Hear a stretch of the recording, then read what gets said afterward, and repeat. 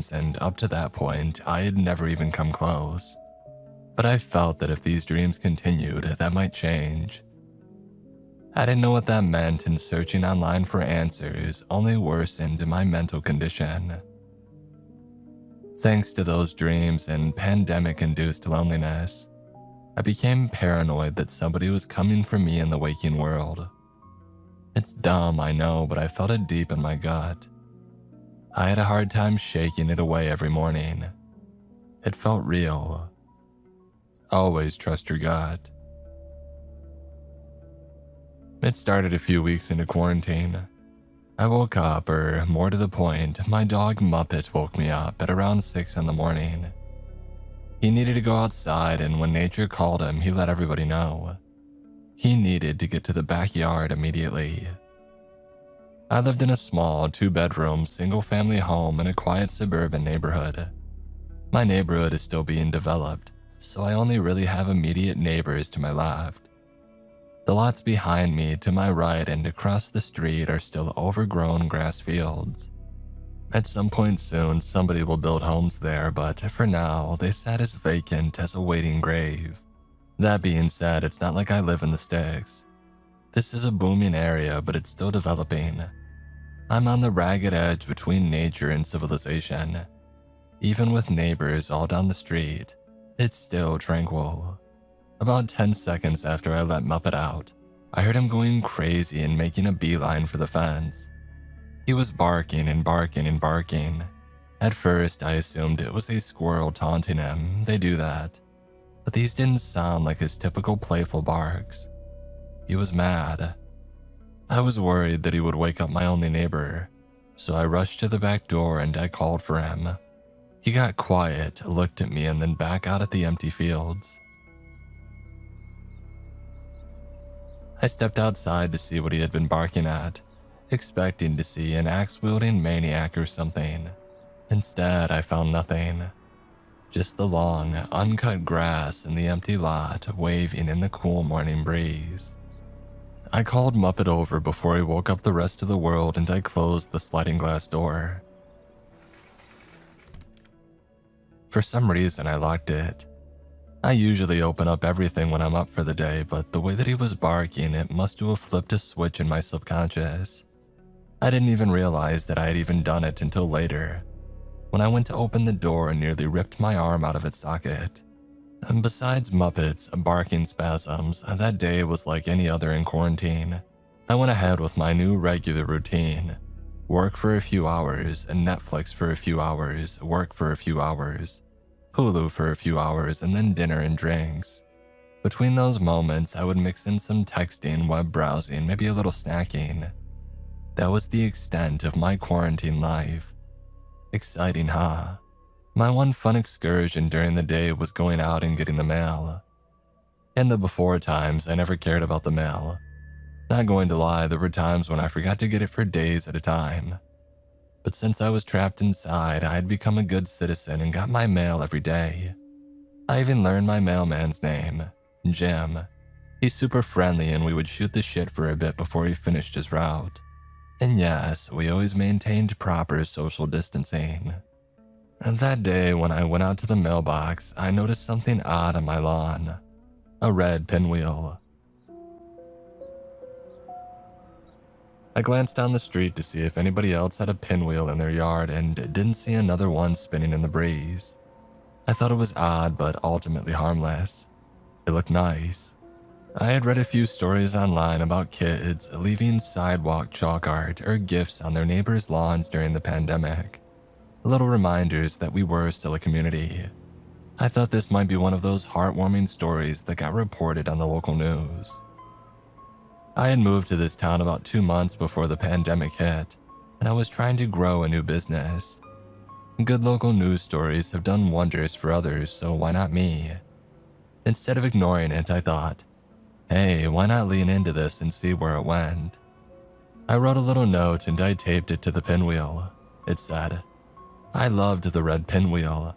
It makes my yard complete. Do you have any other suggestions to improve the look? Assuming I would end up with some cute chalk drawings or more pinwheels tomorrow, I went on with my day and I forgot about it. A few hours later, I heard something that I hadn't heard in ages. A knock on my door. I wasn't expecting anyone, nor did I have a package coming, so I was a little surprised. So was Muppet, who had started barking like crazy again. After I calmed him down, I made my way to the window to see who was there. I peeked out of the blind and spied two figures standing outside my door. One male, one female. Both wore masks, which was a major plus. But what the hell were they doing here? I grabbed the handle, but I didn't want to turn it. I had always been hesitant to talk to strangers who came to my house, but the pandemic had worsened that instinct. People weren't just people anymore. They may harbor invisible monsters that could hurt or kill me. But social niceties won out, as they often do, and I put on my mask and I cracked open the door. They seemed shocked that I answered. "Can I help you?" I asked. "My hope is that we can help you," the woman said in an alarmingly friendly tone. "You have a cure for this stuff," I joked. "If only," the man said. "It would make this so much easier." "Yeah, I can imagine," I said. "Are you new in the neighborhood?" the woman asked. "New to the state," I countered. "Well, welcome," she said with a cheer. "How do you like it so far?" "Well, I haven't seen too much of it because, well, I mean all of this," I said, gesturing to the world. "Hopefully this ends soon and you'll get to experience the wonders of this area. It really is divine," the man added. "What I've seen from my window seems nice." They laughed, but it sounded odd. It seemed like it was rehearsed.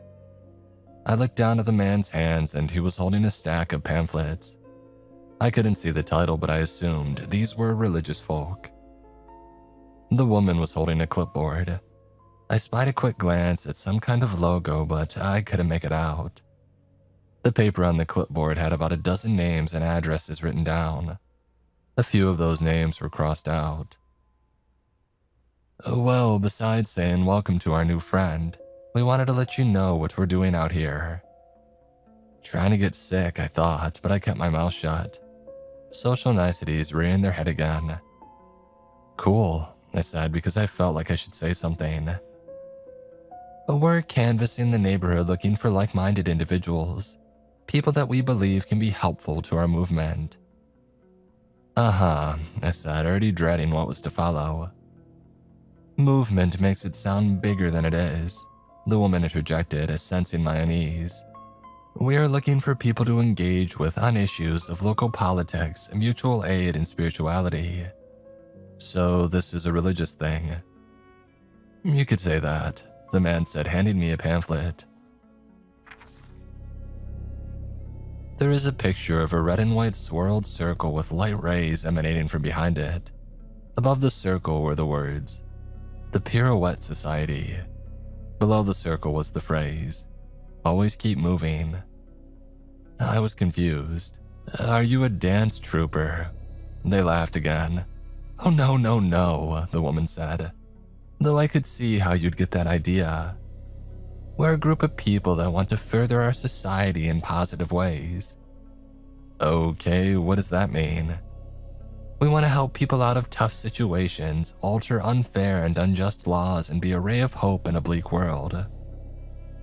"But like, what kind of group is this?" "Forgive me, but this is all kind of vague and wishy-washy," I said. I wanted to say that this sounded like a cult, but again, social niceties. "Oh, we're not a religious group, but we do want to help people find peace of mind. We want to assist people on their personal journeys, to aid them as they become the best versions of themselves." "We want to," but I cut them off.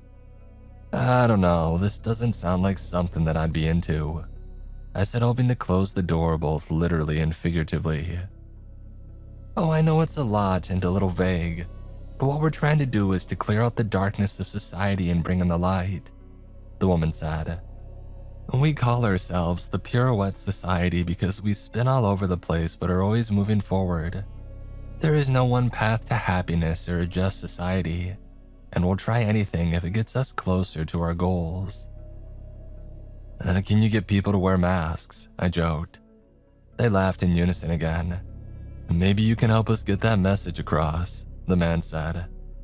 "At least give the pamphlet a read," the woman added with pleading eyes. "It only takes 5 minutes and it might change your life." Not my proudest moment, but she had lovely eyes, so I said that I would take a look. She clapped happily and the two of them went on their way. I went to the window to watch them walk away, but saw them standing and chatting with somebody in a brown car. They pointed back at my house a few times and then they walked on. The car stayed in front of my house for a few seconds and then it slowly drove off. The entire encounter felt very unsettling, but the car bit started to worry me. Who was in the car? What did they want? I was suddenly glad that Muppet had a loud bark. I thought that reading their pamphlet would help with my fears, and it did, to a certain extent. As for the content of their literature, it left a lot to be desired. They seemed to be a hippy-dippy new age group as far as I could tell. They discussed manifesting our best selves and then creating best groups to help make the best society. There was nothing concrete, really. It mentioned taking a Piro test at their center to help determine where I needed to focus my self-improvement energy. It also suggested that I plan on facing uncomfortable truths as I expose self-created lies about myself. All in all, it seemed to be something akin to Scientology, but not as dogmatic. I threw the pamphlet away. That night, as the sun was setting, I let Muppet out to go to the bathroom. He dashed off for the fence line and started barking again. I was less vigilant about his barking as it was still in the early evening, and turned to head back to my movie when Muppet began crying. I rushed to the back door and saw him bolting away from the fence with his tail between his legs. He was whining and he bolted inside the house as soon as the door was open wide enough to let him in.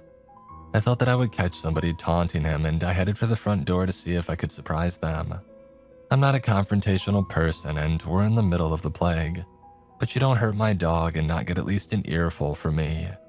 I ripped open my door and stomped out near the fence with my adrenaline pumping. Halfway there, I felt my rational brain kick in and start sending thoughts like, how far are you willing to take this? And what if there are several people? But I was in too deep at this point, and this could have been my John Wick-like origin story. But then I remembered that I'm not a fan of guns, fighting, or even yelling, and that ended that fantasy. I rounded the corner to see, well, nothing. I walked to the fence line to find evidence of somebody being there, but there wasn't anything out of place. I glanced down the street to see if anybody was near my house, but I didn't see anything. I was stumped. Something had scared Muppet. I sighed and headed back for my front door when something near my mailbox caught my attention. There was a second pinwheel, a blue one next to the red one. It clicked. Muppet must have seen the kids putting a pinwheel in the ground. Made sense why he would have started barking. He's wee, but he's got the bark of a dog twice his size. He probably spooked them and they probably ran away from him, afraid that he was going to hop the fence. The Muppet got spooked and he was jumping at the fence. He might have caught his paws on the chain link or stepped on a bee. I didn't see where Muppet had run off to when he shimmied past me and ran inside, but I assumed it was for his safe spot in my closet. I would check on him when I went inside, but I knew that he was probably okay.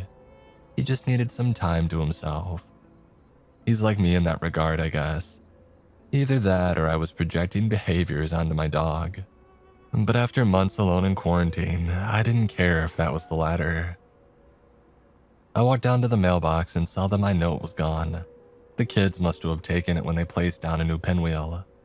I decided to leave another message. It read, "Sorry about Muppet, he's really harmless. His bark is worse than his bite." I placed it there, but then thought that I should probably add something about the new pinwheel. I jotted down, "Hey, the blue looks nice, it matches the beautiful sky." When I went inside, I couldn't find Muppet. He wasn't in any of his usual spots. Turns out that he was hiding under my bed, a place that he normally avoided. After using about half a box worth of treats, I finally got him to come out. He was still terrified and sensitive to the touch. I checked him for wounds and I didn't find anything significant. I was right about something though. On his front left paw, he had stepped on a burr that was dug pretty well into it.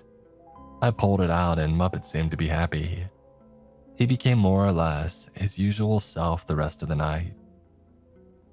I climbed into bed around 11, but Muppet refused to go into his crate. I finally relented and I let him sleep by my feet for the first time in years. I felt him squirming around in the bed right up to the minute that I drifted off to sleep. A few hours later, I awoke to Muppet growling. He was pissed and being very protective. I was smart and kept quiet. I let my eyes adjust to the dark and then scanned the room. I didn't see anybody inside with me. I reached over to the side of my bed and grabbed an old knife that I kept there for occasions just like this. Muppet hopped off the bed and walked towards the closed door. Even though he couldn't see anything, his fur stood on end, and he started barking. It was mean and angry and very un-Muppet-like, and worse even than his barks the other day. I was a little taken aback but also proud. This little dude was a ride or die with me. I reached up and grabbed the door handle. I quietly turned it as to not arouse suspicion in the other room, counted to 3 and then I yanked the door open.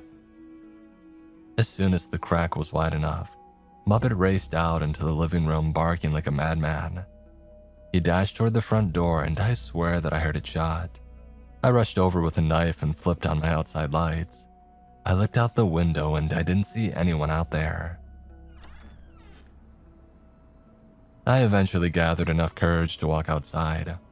I looked around but I didn't find any physical evidence of a person near my house. I did a once around the yard with my knife at the ready but never got to see any action.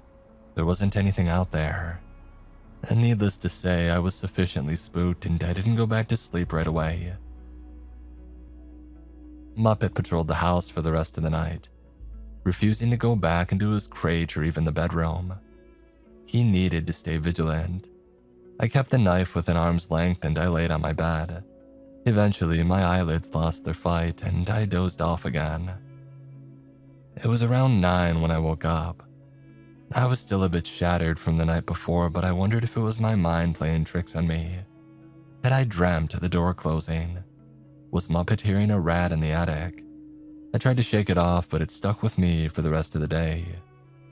Around noon, I decided to head out to the mailbox to see if Jim had come by yet. When I walked outside, I noticed a third pinwheel on the ground, a white one. Attached to the stick of the pinwheel was a small typed-out note. The ink smudged on my fingers some, and I realized the message was from an actual typewriter. It simply read, "I think we're a lot alike." I glanced around, but I didn't see anything at first. But then, in the small clump of trees in the open field across the street, I thought that I saw the sunlight reflecting off a piece of glass or something. I would have gone over there, but I was wearing my flip-flops and my movement was limited. God forbid I had to chase somebody down while trying to keep these tiny pieces of plastic strapped to my feet. That's when I heard a truck pull around the corner and I saw Jim heading this way. I took a step back from the mailbox and gave a friendly wave as he drove up. He was masked and I suddenly realized that I wasn't. I took another step back as his truck came to a stop. "I'm sorry, I left my mask inside. I wasn't expecting to run into anyone." Jim nodded to the open fields. "Why would you?" he said through his mask. "Busy day." "Nah, it is what it is." He pointed down to the pinwheels. "I've been meaning to ask, what's going on with those?" "I think some neighborhood kids are leaving them there during their nightly walks." "Oh," he said. "Why?" I'm not sure," I said honestly. "I think they're just trying to be neighborly. It's not as easy as it once was." "Ain't that the truth? You're one of 2 people I talk to most days. The other one is the old battle axe back home. Ah, I said, not knowing what to add to his dated turn of phrase. All I talk to is you and Muppet, and he's not much for conversation. You ever see the kids on their walks? No, but like, who else would play with pinwheels? Pinheads, he said, jump-starting the laughter at his own dad joke. I played my part and gave him a polite chuckle. Speaking of, have you ever heard of the Pirouette Society? I asked. He nodded sagely. Oh yeah, a bunch of cornballs. Why do you ask? I had a pair of them come to the house the other day. And you answered the door? It seemed like the neighborly thing to do. You didn't sign up with them, did you? No, I said. I read the pamphlet and it was super vague and confusing. What's it called? Jim said, shaking his head. I had a buddy that I used to work with that fell in with them. He gave him a bunch of money and shaved his head. And did he become the best version of himself? Oh, he became the baldest version of himself, he said with a chuckle. I don't know though, he stopped hanging out with us after he joined. Last time that I saw him, he tried recruiting a bunch of us for the Great Change or some shit like that. And did he say what that was? Nah, it was real awkward, and I think that he sensed it. He left not long after that. It's a shame too, because we were on a snooker team together and he was amazing. Sorry to hear that, I said. What can you do? He said with a shrug. People change, you know. I won't be. I tossed the Pirouette Society pamphlet. The trash is where that belongs. Say, do you got one of those doorbell cameras? Nah, that feels very Orwellian to me. Everybody watching everything. That might be worth getting one. Why? I've heard stories that if somebody shows interest, they keep coming back to try to convince them. If you took the pamphlet, they might show back up. You think the camera will scare them away? Hey, at least he keeps a record of who's coming to your house. And they were the first guests that I've had in months. That you've known of, he said. That stuck. In light of what had happened last night, was it possible they came back and broke into my house? Or tried to hurt Muppet? Or were they watching me from the tall grass? I felt a shiver come over me and it wasn't from the weather. Well, that's not comforting, Jim, I said flatly. Just saying. There might be some sicko stalking you and waiting for a good time to strike. A lot of empty places to hide a body out here. No witnesses. Sensing my sudden unease and lack of color in my face, he added, I read and listen to a lot of true crime. Sometimes it can mess with your mind. Maybe I will get that camera, I said jokingly, hoping that it would relieve some of the tension. Until then, you do have a package, he said, handing me my mail as well as a small cardboard box. The label was also typed and there was no return address. The stamp had a picture of Santa even though it was July. Oh, thanks, I said. Not expected. I'll take any gift I can get. You have a good day, Jim. Hey, sorry about that. It gets lonely in the truck sometimes and you forget how to talk to people. Hey, we're experiencing that these days. I mean, look at me, I may have invited killers into my house. He laughed. Stay out of trouble, okay? I waved at him as he drove to the next house, but my mind was all in on the mysterious package in my hands. In hindsight, I should have been more careful with the package. A mysterious box with a typed label and no return address should be cause for alarm, or at the very least, caution. But I was so curious that I brought it into my house and opened it up without giving it a second thought. I opened it up and found an old mechanical desk clock that had been taken apart and remade into the shape of a pinwheel. As a piece of art, it was interesting. As an unwanted gift, a tad confusing. But confusing gave way to horrifying when I found another typed note inside the box. It read, "It's nearly transformation time." At that moment, I realized I wasn't dealing with a little kid leaving cute pinwheels on my lawn. There would be no feel-good news story. Instead, I was worried that any local news story about this might start with the phrase, "A gruesome scene unfolded." I thought about calling the police, but I didn't have anything to tell them. When I ran through the conversation in my brain, I ended up coming off pretty dumb.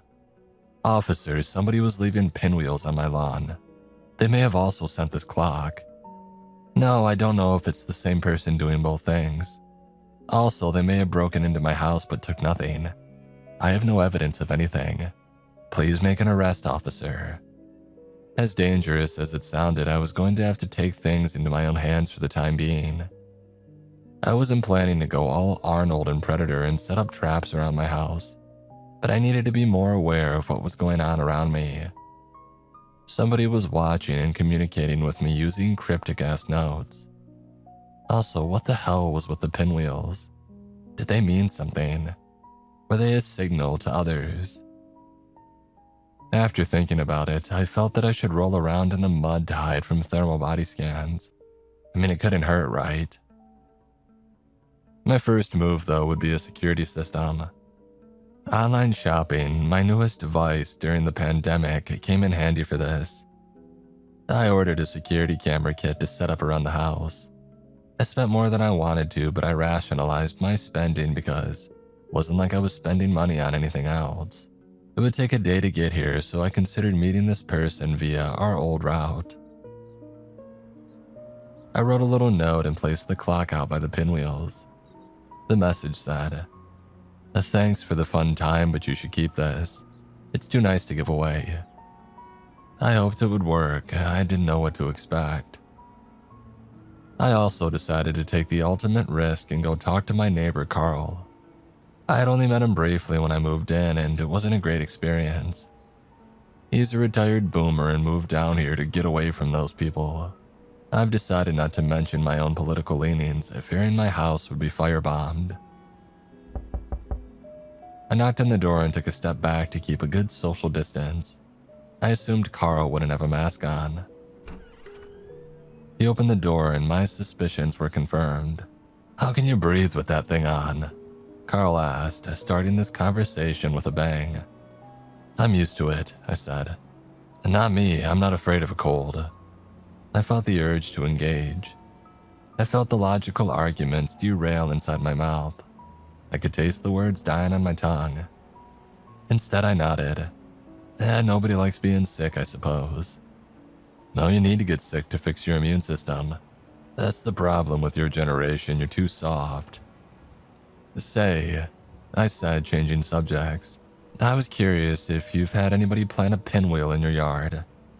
Nope, I'd never allow it either. Not my cup of tea if you get me. Sure, I said, not knowing exactly what he was saying. I did see you put some out though. Well, I actually didn't put those out. That's the reason I came over. I was curious if you saw who put those in my yard. It seemed like Carl had an aha moment then. Oh, come to think of it, I've seen a few strangers walking around the fields at night. Someone last night when I was knocking back my nightcap. Were they walking dogs? I asked. Oh, just walking. Could be new people, God knows this neighborhood is growing by leaps and bounds. But I did find it weird. Did they stop at any houses? He said, thinking. Well, I did see a guy stop between our houses for a bit, but he had his phone out. Maybe he was checking Twitter or something. Bird brain had to tweet or whatever. I nodded at Carl's lack of knowledge about Twitter, but my mind was on these strangers. I'll keep an eye out. As I turned to leave, I stopped. Hey Carl, you ever heard of the Pirouette Society? Oh God, did they get you to join? No, but they stopped by the other day. Did you slam the door in their faces? I didn't. What do you know about them? Oh, they're a cult, some hippy-dippy thing. That's what I gathered. I read their pamphlet, but it's not my thing. It shouldn't be anyone's thing. Are they common around here? Oh, they've been around here for years. I think they emerged from the swamps. When they travel around from door to door, does somebody follow them in a car? Oh yeah, it's their boss. Whole thing's a Ponzi scheme. Their boss? Yeah, he makes sure they're doing their labors or whatever so they can achieve their next rung on the ladder, Carl said, waving his hands. It's all hogwash. Did you know somebody involved? I asked. Considering the information he was giving me, I thought either Carl had a shady past that he didn't like to talk about, or knew somebody that was a member. The local paper did a write-up on him a dozen years ago or so. Find it and you'll learn anything you want. But, he said, shaking his finger at me, if you get sucked in with them, you skip Carl's house, you understand. Yeah, will do, I said as Carl shut the door in my face. I went home and I fired up my computer. After a pretty deep dive on Google, I discovered the article that Carl was talking about. The piece was a fantastic explainer for this group, and I couldn't help but think it would have made an excellent documentary for a streaming service. The Pirouette Society had started in the early 1920s but didn't catch on in any noticeable way until the 1960s. The decades of free love, anti-war movements were a natural breeding ground for the spun ones, as the members call themselves. They saw membership peak in 1968. From what the article had to say, the Pirouette Society did a lot of mutual aid action in the area, but it came with a heavy dose of indoctrination. And there weren't any higher beings mentioned, but you got the feeling that the deeper you got into the lore, the more that kind of stuff would emerge. Some of the quoted people from the piece talked about transition and moving forward, both personally and as a society. Leaving the old body, mind, and society behind was the mantra. I was glad that I had tossed the pamphlet. There was one detail in the article that I did find rather chilling. A few of the more radical members were arrested in the early 1970s for a string of burglaries. Nothing of value was stolen, but the furniture was often rearranged into spiral patterns. More often, clocks were the centerpieces of these designs, something about time being central to change. It was all wild to me. I closed my computer and wondered how people could be taken in by groups like that. What higher power could possibly warp a person's mind? I found it interesting, if not slightly terrifying. I mean, you usually only hear about cults, not have them stop by for a chat at your house. As the sun went down that night, I felt my mood shift. I wasn't afraid as much as I was on edge. The dark turns the familiar into the unknown. It makes a field of waving green grass into a den where murders and kidnappers lay in wait. It makes rational people less so. I felt that last one. The more time that I had to create scenarios about all this, the crazier that I drove myself. Turns out weeks of isolation aren't as ideal as you would imagine. Despite my fears, Muppet was trotting around the house and needed to go for a walk. I wasn't looking forward to doing this, as our path took us all the way around the empty field, but I also didn't want to find a mess later. I would typically just let him out, but he gets a bit nervous about being alone in the backyard when the sun goes down. Such a brave and protective dog, I know. I grabbed my mag light, not only to see everything in front of me, but to beat anybody with if they got too close. I thought about grabbing one of my knives and putting it in my back pocket, but with my recent run of luck, I would end up stabbing myself in the butt. I assumed that with Muppet in the light, I would be safe. A strengthening breeze was coming from the west. A storm was on its way. I wore a hat in case the rain started before Muppet did his business. And despite my lack of enthusiasm for the event, we headed out.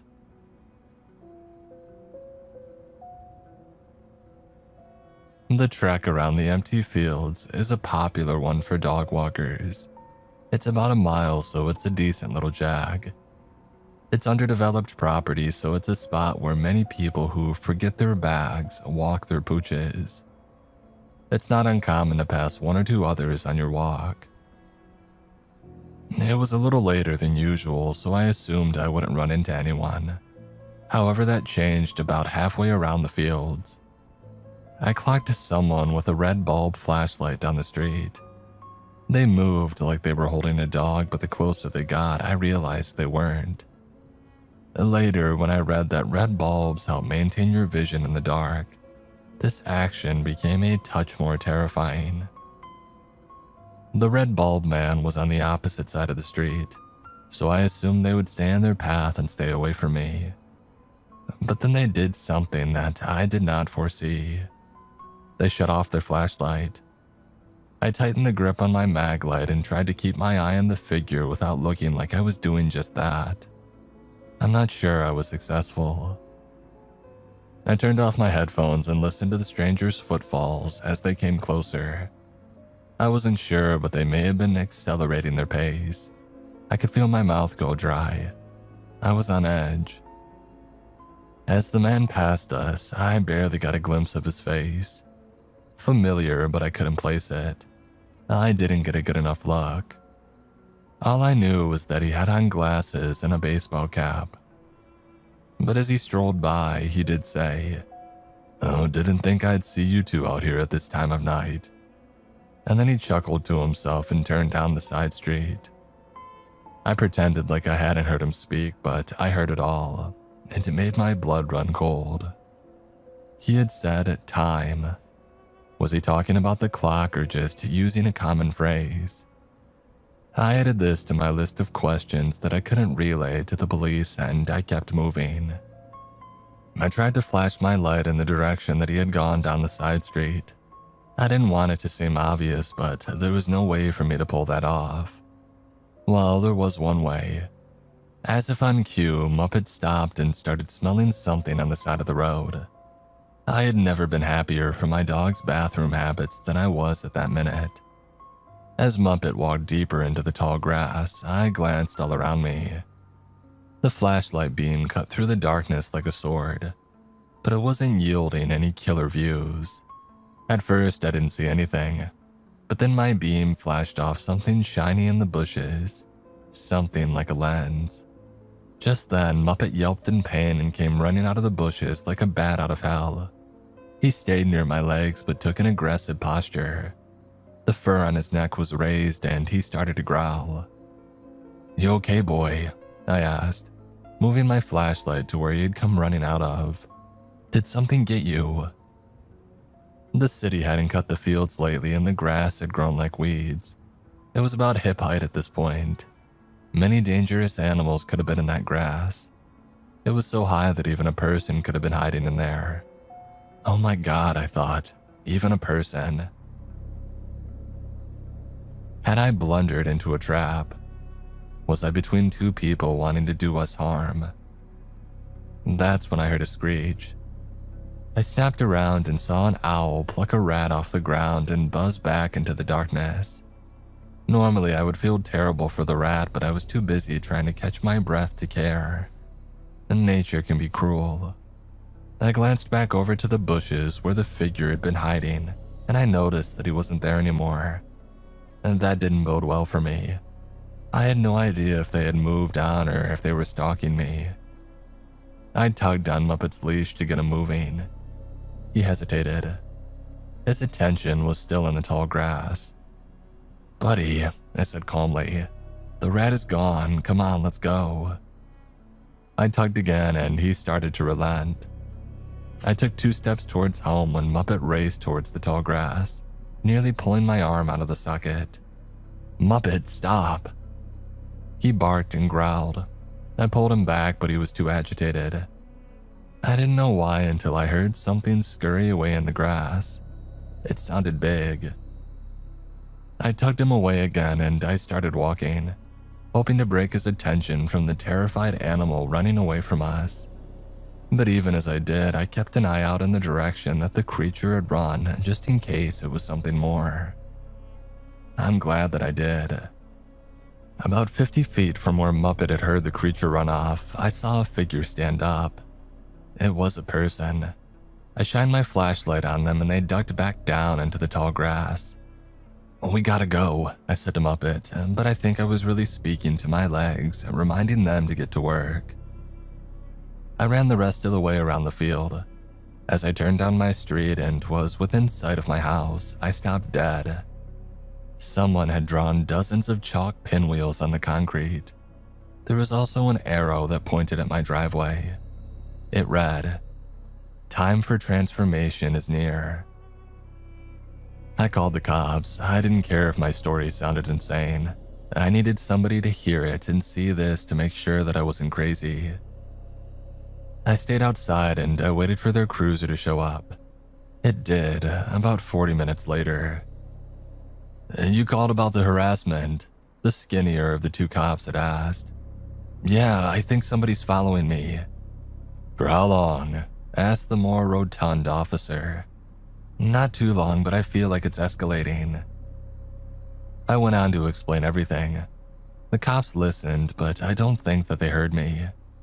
I felt like I was talking to a wall, and I knew they weren't going to do anything when the skinny cop pointed to the ground and said, "So these flower drawings are the escalation." "What's a pinwheel?" I said, exhausted. "And I think that and the message on my driveway count as an escalation." Probably kids," the fat cop said. "They can be a nuisance with chalk." "If kids were drawing on my street, I wouldn't care. I don't think this is kids." We get calls from people, older people mostly, that say otherwise," the skinny cop said with just enough sarcasm that I noticed. "Is there anything that you can do?" We'll drive around and send a car through. If something more severe happens, call us out." They got back into their car, shined their light into the grass to appease me, and then they drove off.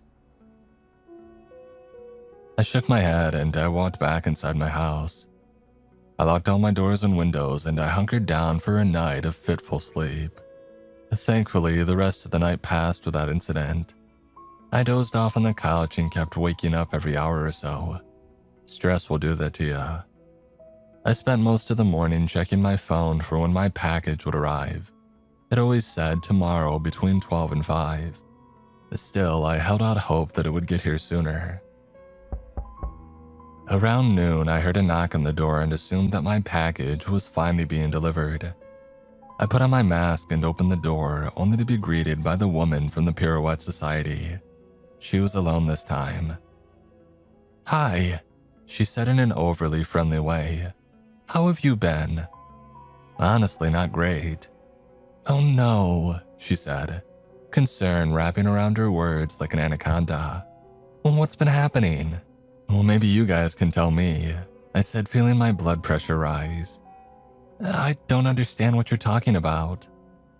"You guys didn't send me the clock with the ominous note, or draw those pinwheels on my driveway." "Oh, I didn't know. As for the Pirouette Society, that's not really how we operate. I talked to some people about your group and they said that you were a cult." She laughed. "Oh, a cult? Really?" "Hey, I read the pamphlet and it did give off cult vibes. Plus you're back again to try to recruit me." "Look, I think we might have a lot in common and I wanted to follow up with you. That is true, but this society, it isn't a cult. We're a civic group that wants to help people." I calmed down a bit because she seemed so hurt by the accusation. "Well, since I met you guys, I've had a lot of weird stuff happen to me, and then somebody told me that you were a cult. My head is swimming these days." "Oh, I understand how that must be frustrating," she said. "I'm not sure you do. Can I ask you a question?" "Well, of course." "Who was the guy in the brown car the other day?" "What guy?" "The person you and your partner spoke to after you talked to me." "Oh," she said. "That was our outreach coordinator. He follows along to make sure that we're doing our jobs. It's nothing sinister, I promise." It didn't seem innocent. "Oh, I know it must look weird with all the things you've told me about, but it's really nothing." "Is he out there now?" Actually, no, I didn't tell anybody that I was coming back out to talk to you. This caught me off guard. Was she flirting with me in the middle of a pandemic? I hadn't cut my hair in 3 months and I looked like an extra from Dazed and Confused. So is this an official visit or something more personal? Oh, I don't see why it can't be both. She smiled and bit her lower lip. Cultist or not, it was hot. I felt my face get warm from embarrassment. It had been a while since anybody had showed interest in me. I was happy that I had the mask on or she would have seen my smile. Are you allowed to leave the compound? She laughed. It's not a compound, it's a working farm. That wasn't mentioned in the pamphlet. We try not to lead with the labor part of the society. So you guys are just urban farmers? She laughed. Not really, I don't have a green thumb. I kill grass. They wouldn't trust me with our food. How long have you been there? 5 years, this June. You ever regret joining? She paused. I could see the smile on her face fade, even through the mask. Honestly. And that's when I clocked the brown car rounding the corner. The woman must have heard the engine whining too because she turned to confirm it. And then she muttered, "Shit. I need you people to stay the hell away from me. It's not what it looks like, I promise. I'm sure it's not. Do you know how much trouble I'm going to get into for being here without telling them? We'll tell your cult leader to go easy on you. Also, if any of you break into my house again, I'm gonna sick my dog on you." She tried to speak, but I slammed the door in her face. I turned the deadbolt and made my way to the window. I saw the woman sigh and then turn to the brown car. She waved and made her way over to it, pleading her case. She must have lost the fight because she hung her head and climbed into the passenger seat. The car drove off. I watched it until it turned down the block and out of view. I slumped down against the door and I put my head in my hands. What the hell was going on? Was this group responsible or was it someone else? Did I have some enemy out there that I didn't know about? Was I cursed or hexed or just marked for death? I mean, heck, the pandemic was terrible enough. That's when I heard Jim's mail truck coming down the street. I wanted a slice of normalcy, so I happily went out to collect my daily junk mail. Seeing the pinwheels and messages in my driveway in the blazing midday sun was an odd experience. I reminded myself to spray them down with the hose this afternoon. Jim rolled up and handed me a bundle of mail. "No packages today," he said, before he noticed how I looked. "Jesus, are you okay?" It's been a wild couple of days. Those cultists, among other things. He turned and noticed the message on the driveway. Transformation. Somebody wrote it last night. What does it mean? I have no idea, I said with a shrug. Do you know if the Pirouette Society has anything to do with Pinwheels? Did your buddy who joined them ever mention anything like that? Not to my knowledge, Jim said, but it could be one of the other cults around these parts. That nugget of information broadsided me. I'm sorry, other cults. Yeah, this area has a colorful history. That article you read was one of a series. I think the sun here fries people's brains. Was all that I could muster. Remember, this area was mostly swamp up until 50 years ago or so, he said. A lot of places for weirdos to hide out and start secret societies. Cool, I said, though I wanted to scream. Most have moved on though, Jim said, finally sensing my discomfort. Hey, your route takes you through this neighborhood, right? Well, most of it, yeah. Are there any other houses with pinwheels out front? Nope, just yours. Have you ever seen any unhoused people in the field? Nah, but those clumps of trees are pretty dense and could provide good cover. I suppose somebody could be in there. Why, what's going on? I filled Jim in on what had been happening. He didn't act surprised, but he did so for my benefit. You don't want to spook someone if they tell you they feel like somebody's stalking them. It was good unburdening to someone who wasn't judging me, or if he was, he kept mum about it. Well, that's kinda messed up, Jim said after I finished relaying my current living nightmare. Yeah, tell me about it, I said. I'm struggling to figure out if the Pirouette Society is on my ass or, God forbid, something worse is stalking me. Not to mention trying to figure out what the hell pinwheels have to do with transformation. Jim was not a good poker player and I read him immediately. I could see that he had something to add. Do you know? I asked, trying to prod the information out of him. Don't hold me to this, but I read somewhere online that pinwheels can represent transformation or change. Some Japanese or Chinese thing. Or maybe it was somewhere else, I don't know. Saw it on Facebook, so it could be BS.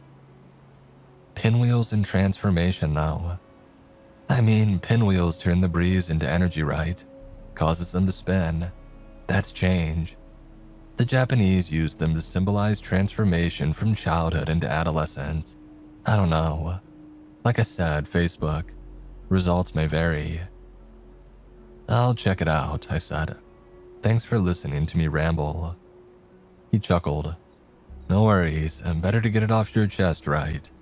Right. If I see anybody else with pinwheels in their yard or see any of these freaks in the wild, I'll make sure to let you know. Thanks. Good thing about us mailmen is we know where everybody lives, right? I laughed. Occupational necessity, I suppose. He nodded at me. You'll be fine. He added as he shifted the truck into drive. Just lock up and keep a weapon handy.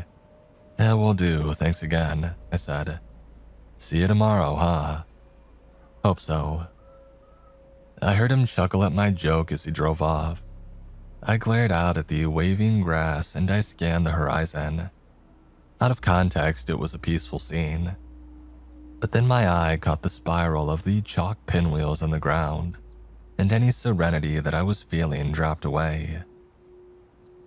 Since I knew that I wouldn't get any help from the cops and my package wouldn't arrive until the next day, I decided on an insane plan. I wanted to catch this person in the act, but I didn't want to be noticed.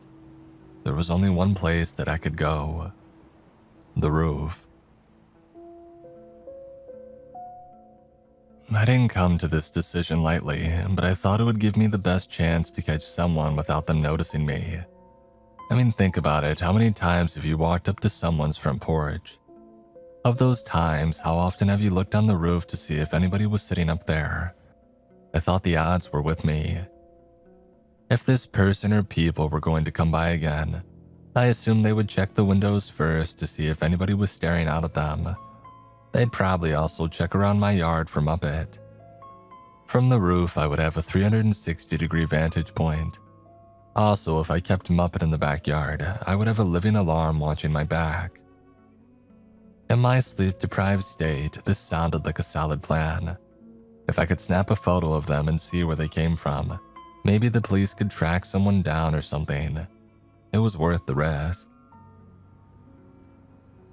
As soon as it got dark, I poured myself a thermos of coffee. I dressed in my best ninja attire and I climbed up onto the roof. I settled between two dormers and scanned the fields around me. From where I was sitting, I dubbed it the Falcon's Nest. It would be difficult to see me, but not hard for me to see down to the street. I didn't have to worry about too much light either. The moon was behind clouds and there were only a few scattered streetlights down my road. As new houses went up, the city put more lights up, but those houses weren't always next to each other. The result was a dark void near my house. Only 2 lamps were near me, one between Carl's house and my own, and one light on the opposite side, an empty lot over. I had the cover of darkness. Not surprisingly, nothing happened for the first few hours. It felt longer because I couldn't play with my phone, lest I give up my position in the nest. So I sat up there wondering if I was a fool or a major fool for hours on end. The weather was nice at least. About 4 hours later, I was considering coming down when I heard Muppet start to growl. I looked down near the fence line but didn't see anybody there. As I was scanning the rest of the yard, I heard a ping and then the shattering of a light bulb. I snapped around to see the last bit of light fade away from the street lamp as the glass shards fell to the ground. My heart was racing. I never imagined anything would actually happen, and I suddenly started debating my decision. What if they did see me up here? They obviously have some sort of gun because they just shot out the light. Would they shoot me or Muppet? Oh God, what if they take Muppet? While I let 1,000 random scenarios bounce around my skull, I heard the second light bulb burst. Now my street was in total darkness. Whoever was down there could move about without me seeing a thing. I decided to do something, or at least capture whoever the hell this was. I pulled out my phone and scrolled until I saw the night vision mode and selected it. I aimed at my lawn and just snapped a photo. It took a minute to process, but I saw the blur of someone moving down there when it did. I held up the camera and snapped another picture. As it was processing, I heard the sound of a flame igniting on the ground below me. The noise shocked me and I dropped my phone that landed with a loud thud on the roof. In an instant, I thought that I'd have to leap off the roof to avoid being burned alive. But then I noticed that it wasn't my house on fire. It was just my lawn. The flames licked along the ground, but not like a typical fire would burn. Instead, they followed a path until the pattern had emerged. It was a pinwheel. I glanced up from the flames eating away my grass and I caught several sets of eyes across the field. The light from the fire was reflected in them. I counted half a dozen. I raised my camera to snap a photo, but they turned and ran into the dark of the field. I lost sight of them almost immediately. I climbed down from the roof and I called the fire department. By the time they got there, most of the fire had burned out. They asked a few questions and my answers must have seemed crazy to them, because not long after the cops showed up. They were different cops, but the results were the same. I explained everything and they listened. While I was telling the story, I could see the cops glance at one another. You could almost see the smirks through their masks. They asked a few cursory questions and said that they would take a look around. I knew the report would end up in the trash. Muppet had been going nuts for so long that when we finally did come inside the house, he crashed almost immediately. I was too wired on coffee and adrenaline to go to sleep. I was also worried that something else would happen. Turns out I was right to be worried. About an hour later, while I was rewatching Goodfellas to stay awake, I heard a low hum coming from outside. At first, it was faint and I thought that one of my speakers was messed up, but it got louder and louder until it was clear that it wasn't a busted speaker. The rational side of my brain thought that it might have been a machine or a truck coming down the street, but I soon realized what it was. It was people, a lot of them. I glanced out my front window and saw about a dozen people walking arm in arm across the street in the field. They were all humming and walking towards my house. On their foreheads, somebody had drawn a pinwheel design. There was a front man who looked familiar from a distance, but I couldn't place him. He led the procession and started chanting, "The time has arrived," over and over and over. I panicked. I thought about calling the cops but knew that they would never get there in time. I prayed that Carl would wake up and pull out his guns, but I knew that he had a problem with booze and was obviously sleeping through this. I didn't really have any weapons outside of my knife, but even that was in serious need of sharpening. I didn't know what to do until my eyes had landed on my car keys. I needed to run. I scooped up Muppet, who was wide awake now, and I grabbed my keys. I hit unlock on my doors and then almost broke the dang fob pressing the start engine button. I heard my engine roar to life, and for the first time ever, I was so happy the salesman had talked me into a remote start. I grabbed the knife, clutched Muppet to my chest, and I pulled open the door. As soon as the front door opened, I felt a wave of nausea hit me. It was like the air had changed. The humming got louder and the ringleader was screaming. I fought through the haze and I sprinted to my car. I ripped open the door, tossed Muppet into the passenger seat, and slammed down into the driver's seat, so hard that I think I broke it. I put the car into drive before I'd even finished closing the door. I took off right across my lawn, spitting up grass and flowers in my wake. The leader broke from my car and his entire squad followed behind me. I floored the pedal and bolted across Carl's lawn until I let the tires catch the concrete.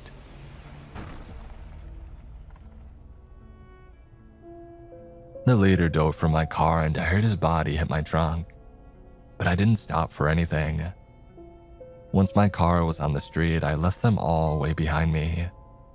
I called the police in a panic and told them what was happening at my house. I also told them that I had no plans to come back that day. I drove for an hour straight until I finally pulled off onto the side of the road and I sobbed. I stayed away for 3 days while I made arrangements to move. It cost me a lot. The landlords are scum, but it was worth it to get away. I spoke with the police about the case. When they finally arrived on the scene, they said that all they had found were footprints in my yard, 3 pinwheels near my mailbox, and an old clock on my porch. A new message was written in chalk on my driveway that read, "Transformation will come for you." And the following day, the police swept the field and found a few tents in the small clumps of trees that dot the land. It seemed a few people had been camping out there and could have been involved, but they weren't sure. They never made any arrests. I sold my business, I moved away, and even changed my name. Something in my gut told me that they would come looking if I didn't do all of that.